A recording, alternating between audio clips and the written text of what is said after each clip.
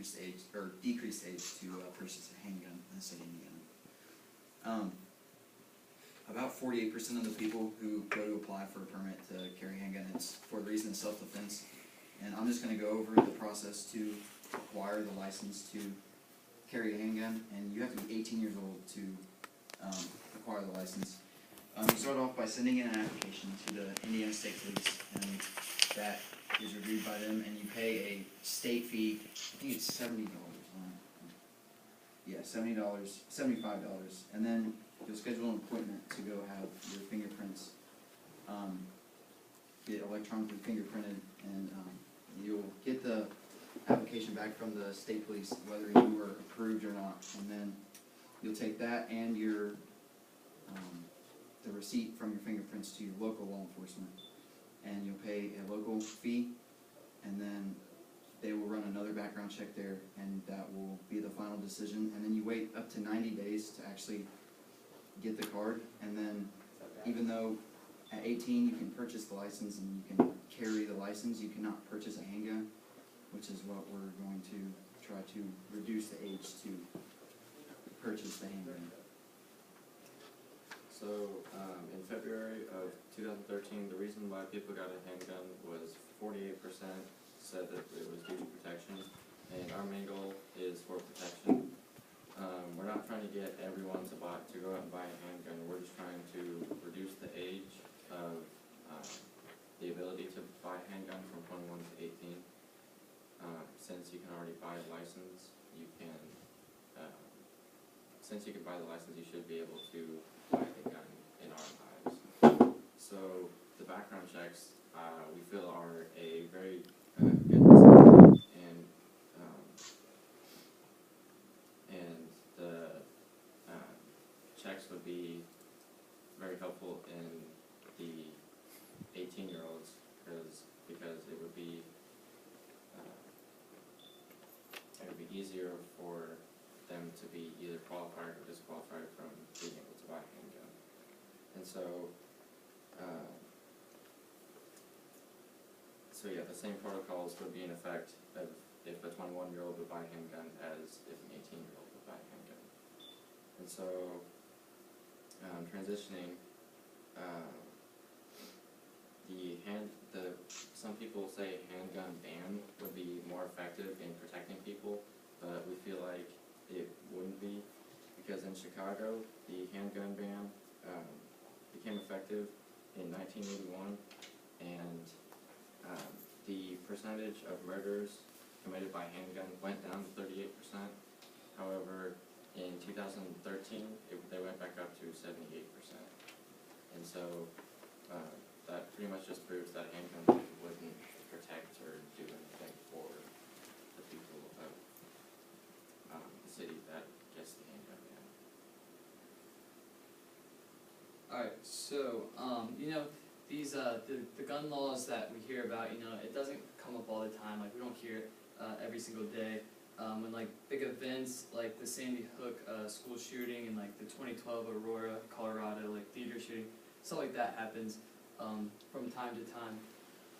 That's when there's a lot of talk about gun laws and gun bans, and so we showed, here's our visual, Crime Prevention Research.org did a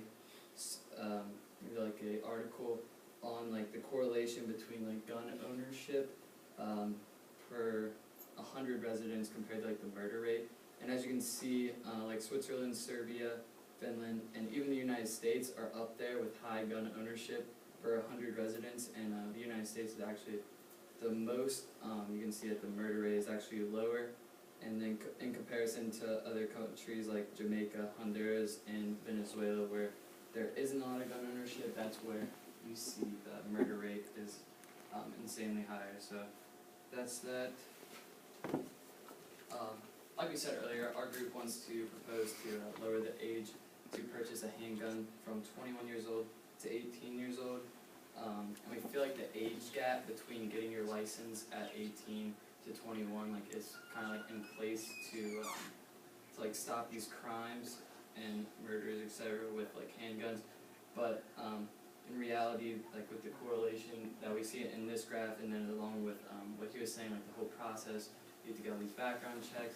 Really, like that whole gap, like being there, it isn't doing anything at all, to be honest. So that's pretty much it. Like we said, the 48% of people buy handguns for protection, and we just think that there's no correlation between the age and gun ownership.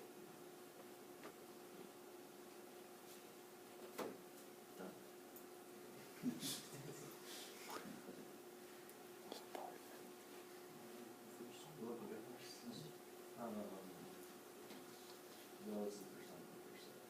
It's kind of me too. Shoot, was the first time you guys have done a presentation like this? Yeah.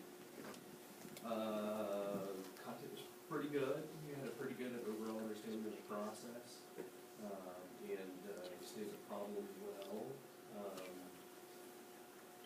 I guess my first impressions are if you're gonna be doing a presentation, I don't know that dressing your shorts is appropriate Yeah. necessarily. You know, your first impressions and everything when you're trying to present to a group and present yourself well.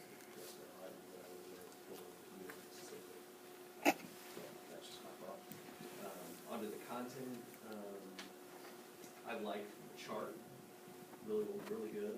I think that shows a good graphical presentation of some of the problems and that can support my view of gun ownership as well. I think one of the issues with younger people buying guns that I would like to see you guys bring out a little bit more is the decision-making process and why maybe that has been in place in the past and what are some of the challenges that you're going to see when you try to implement this policy. Maybe some of the things that would need to be done, where you would need to go, how would you even start this process, and how are you going to actually implement this process, and I don't know if that was part of the assignment or not, but I would like to see that, you know, what kind of challenge you're going to face. One of the things that I thought was, you guys did a great job, by the way.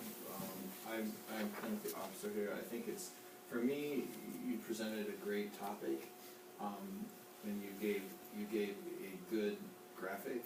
This is a pretty sensitive subject with a lot of variables, so I probably would have wanted to see a few more. You spoke well, you were very articulate, and you guys can tell that you're very passionate for it. One of the things that I'm very surprised you didn't mention, the first thing that came into my mind, was the fact that at 18 you could go and give your life for your country. Right. You can't buy a gun to defend it. And I just think that some of the issues, you missed some, I think some key issues. I think your topic is great, and I think it's the support. This shows a great, this is a direction pointer for me. I think one of the things that you could have shorted up a little bit with a little bit more. I'm not quite sure what your policy is. Is your public policy just lowering the age of handguns? Is that okay?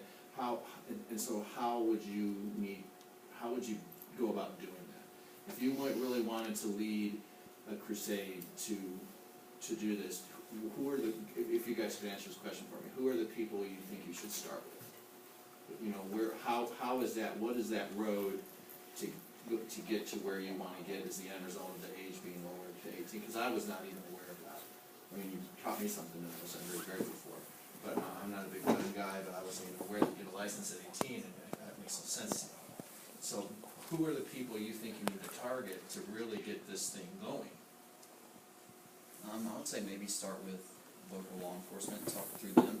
Maybe they, it's just, I don't know, because I really honestly could not tell you, like, politicians or city officials that I could go to. Me, as just knowing where to go, like, people that would know about that would be, like, the sheriff's department or the Noblesville Police Department, just because they know, they're police officers, they know the law, so they would be able to lead me in a direction of city officials or maybe politicians that could help get this started. That's where I would personally start.